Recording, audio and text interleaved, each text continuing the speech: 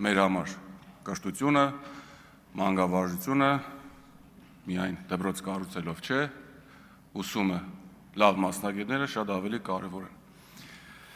Հարգելի հայրենակիցներ, այսօր ուզում եմ խոսել մի բանի մասին, որը հաճախ օգտագործում ենք այս դահլիճում։ Դա պարլամենտարիզմն է։ Բառը շատ հնարավոր է, որ մի փոքր ակադեմիական է հնչում, բայց իրականում դրա իմաստը շատ պարզ է։ Պարլամենտարիզմը այն է, երբ խորհրդարանը իրականում խորհրդարան է, ոչ թե շենք է կամ պատգամավորներ 100, 105, 107։ Այստեղ ժողովրդի տարբեր հատվածների ձայները ներկայացված են, որտեղ կառավարությունը հաշվետու է, որտեղ իշխանությանը հարցեր են տալիս, որտեղ պետական բյուջեի յուրաքանչյուր դրամի համար կարելի է եւ պետք է պատասխան պահանջել։ Եվ ամենակարևորը, որտեղ մեծամասնություն ունենալը չի նշանակում լինել այս ինստիտուտի տերն ու տիրականը։ Մեր սահմանադրությունն էլ շատ հստակ ձևակերպում է, ըստ որի ազգային ժողովը ժողովրդի ներկայացուցչական մարմինն է, իրականացնում է օրենսդիր իշխանությունը եւ վերահսկողությունը իրականացնում գործադիր իշխանության նկատմամբ։ Ուշադրություն դարձեք խնդրում այդ հատվածին եւս մեկ անգամ, վերահսկողությունը իրականացնում գործադիր իշխանության նկատմամբ։ Այսինքն խորհրդարանը կառավարության որոշումները վավերացնող գրասենյակ չէ։ Այստեղ պատգամավորների աշխատանքը չի սկսվում եւ չի ավարտվում, օրինակ միայն կոճակ սեղմելով։ Եթե կառավարությունն ասում է, որ ամեն ինչ լավ է, այս դահլիճում պետք է լինի նաեւ իրական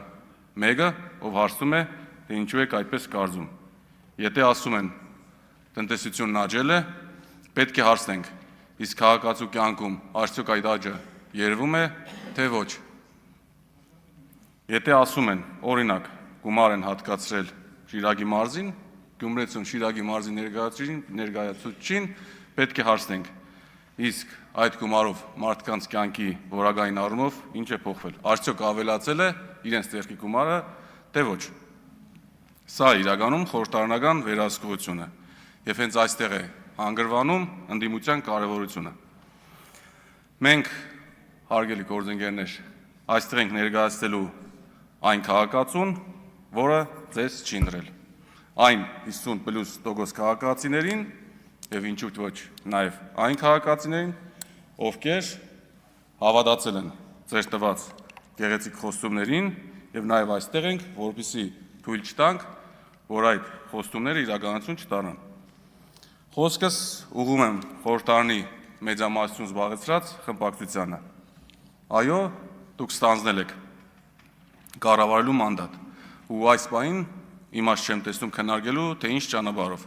բայց դուք չեք ստացել պետության նկատմամբ սեփականության վկայականը։ Հայաստանի Հանրապետությունը որևէ քաղաքական ուժի սեփականությունը չէ։ Այս խորհրդարանն էլ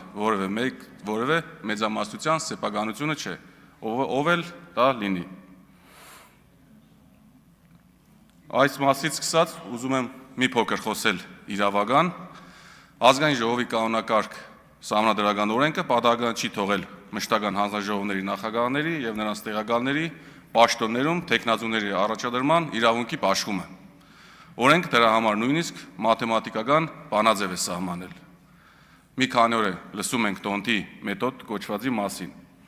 բայց եկեք հասկանանք, թե ինչու է ընդհանրապես օրենքում բանաձև գրվել, որովհետեւ օրենսդիրը չի ցանկացել, որ առավոտյան քաղաքական մեծամասնությունը հավաքվի ու որոշի, թե որ հանձնաժողովն են իրենք վերցնում, որն է իրանց համար կարևոր, մնացածը անկարևոր, ինչպես նաև ում են ընտրում կամ ում չեն ընտրում։ Այսինքն այստեղ մաթեմատիկական քաղաքական կամայականությունը սահմանափակելու հարց է։ Խորհրդարանում քաղաքական ներկայացուցչությունը պետք է արտահայտվի նաև խորհրդարանի կառավարման ու աշխատանքի կազմակերպման մեջ։ Երբ մեր հայրենակիցներից 100,000-ավոր քաղաքացիներ քվեարկել է ընդդիմադիր քաղաքական ուժի օգտին, այդ մարդկանց ներկայացվածությունը չի կարող սահմանափակվել նրանով, որ նրանց ընտրած պատգամավորները նստեն վերջին շարքերում եւ ժամանակ առ ժամանակ ելույթներ ունենան։ Դրա համար ներկայացվածությունը պետք է լինի նաեւ ինստիտուցիոնալ։ Դրա համար կան հանձնաժողովներ։ եւ դրա համար է ստեղծվել հենց այս բանաձևը։ Եթե օրենքով սահմանված հաշվարկի արդյունքում կոնկրետ խմբակցությունը ստանում է հանձնաժողովի նախագահի թեկնածու առաջադրելու իրավունքը, բայց հետո քաղաքական մեծամասնությունը փաստացի փաստում է, այո, առաջադրվելու իրավունքը ձերն է, բայց ձեր առաջադրած մարդը մեզ պետք է դուր գա, ապա ես ուզում եմ հասկանալ, այդ իրավունքը վերջապես ումն է։ Այսինքն կարող է ստացվել ըստ ցանկության կամայականորեն դուք կարող եք դեմ քվեարկել առաջի թեկնածուին, երկրորդին, երրորդին։ Օրենքը այո, չեմ բացառում, չեմ էլ հակադասում, դուք ունեք դրա իրավունքը, բայց պարլամենտարիզմը միայն այն չէ, թե ինչ կարող ես անել օրենքով։ Պարլամենտարիզմը նաև քաղաքական մշակույթն է, թե ինչպես ես օգտագործում քո մեծամասնությունը։ Եվ այստեղ առաջանում է մեկ կարևոր սկզբունքային հարց։ Եթե պաշտոնում թեկնածու առաջադրելու իրավունքը օրենքով վերապահված է կոնկրետ խմբակցությանը, բայց այդ խմբակցությունը պետք է հեշտով թեկնածուներ ներկայացնի այնքան ժամանակ, մինչև գտնի մեծամասնության համար ընդունալի ընդդիմադիր падգամավորի, ապա դուք ինքներդ ինչպես դա կանվանեք։ Ընդդիմության ընտրություն, թե իշխանության կողմից ընդդիմության համար ընտրություն։ Սա է խնդիրը։ Եվ միաժամանակ հորդորում եմ այս հարցը չիջեցնել անձերի մագարտակի, որովհետև այստեղ խնդիրը իրականում շատ ավելի խորն է եւ ինստիտուցիոնալ։ Հարգելի գործընկերներ, ես խոսելով ուժեղ ընդդիմության մասին, նաեւ ցանկանում եմ խոսել ընդդիմության պատասխանատվության մասին։ Մենք պարտավոր ենք այդ իրավունքը հանուն Հայաստանի Հանրապետության արժանապատվորեն օգտագործել։ Եթե հանձնաժողով ենք ղեկավարում, պետք է պրոֆեսիոնալ ղեկավարենք։ Եթե պետք է քննադատենք բյուջեն, պետք է թվերով խոսենք։ Եթե կառավարությանը մեղադրում ենք սխալի մեջ, պետք է նաև այլընտրանք առաջարկենք։ Եթե ասում ենք, որ Շիրակը, օրինակ, բավարար ֆինանսավորում չի ստանում, պետք է ցույց տանք, որտեղ է այդ անհամաչափությունը եւ մենք ինչ լուծում ենք առաջարկում։ Եթե ասում ենք օրենքը վատն է, պետք է նաև պատրաստ լինենք ավելի լավ օրենք ներկայացնելու։ Պարլամենտարիզմը մեծամասնության, իշխանության եւ ընդդիմության իրավունքների համակեցությունն է։ Եվ եթե օրենքը մաթեմատիկական բանաձևով անգամ փորձել է պաշտպանել քաղաքական համամասնությունը, դուք իրավասու չեք քաղաքական որոշումներով դադարել այդ բանաձևի իմաստը։ Բայց պարլամենտարիզմի մեջ մեկ շատ ավելի կարևոր բան է բաժանում իշխանությանը, դա սահմանն է։ Սահմանը իշխանության ու պետության միջև։ Սահմանը մեծամասնության իրավունքի եւ ընդդիմության իրավունքի միջև։ Սահմանը կառավարելու եւ ամեն ինչ վերահսկելու ցանկության միջև։ Եվ լեգիտիմ կամ լեգալ իշխանությունը նա չէ, ով կարողանում է անցնել այդ սահմանը, այլ դրա հակառակը։ Ամենայն անկեղծությամբ, հարգելի գործընկերներ, երբ որ ես դահլիճից այս բարձր ամբիոնից խոսում եք ընդրակաշակների մասին, ագամայից մոռանալով շատ ու շատ դեպքեր, աչքիս առաջ գալիս է ընդամենը մի քանի օր առաջ Ախուրյան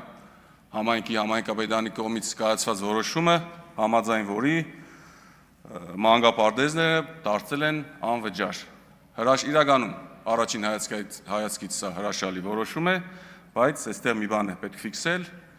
որ հոկտեմբերի 25-ին նշանակված են համայնքային ընտրություններ, բայց ես իհարկե չեմ ասում, որ սա ընդրակաշարք է կամ ինչև որևէ բան։ Գյումրիում խորը ճգնաժամի մասին խոսելուց հանրապետության երկրորդ քաղաքի պետք է նաև խոսել Գյումրի քաղաքի տոնի կառավարության չհամագործակցության մասին, կառավարության պահվածքը կառավարության պահվածքը Գյումրի քաղաքի մասով նման է նրան, որ ծնողը նեղանում է մի երեխայից ու իրեն մոտ չի թողնում, բայց հարգելի հայրենակիցներ, պետությունն ու քաղաքականությունը այդպես չէ։ Դուք նեղվում եք, որ թիմ ընտրություններին հաղթում են ոչ այն տեխնազուները, ովքեր անցել են ձեր թրիտակով կամ ովքեր շատ ավելի բարեհաջող են ձեզ։ Այդ է, պարոն Հարությունյան։ Սակայն փառք Աստծո, որ դուք չեք ծնողը մեր ժողովրդի, մեր արժեքների, մեր հայրենիքի։ Իհարկե չեմ ուզում այդ մասով 10 վայրկյան, չեմ ուզում այդ մասով որևէ որակում տալ, բայց սա Հայաստանի Հանրապետությունն է ու ոչ թե քաղաքացիական պայմանագրի կուսակցությունը։ Շնորհակալություն։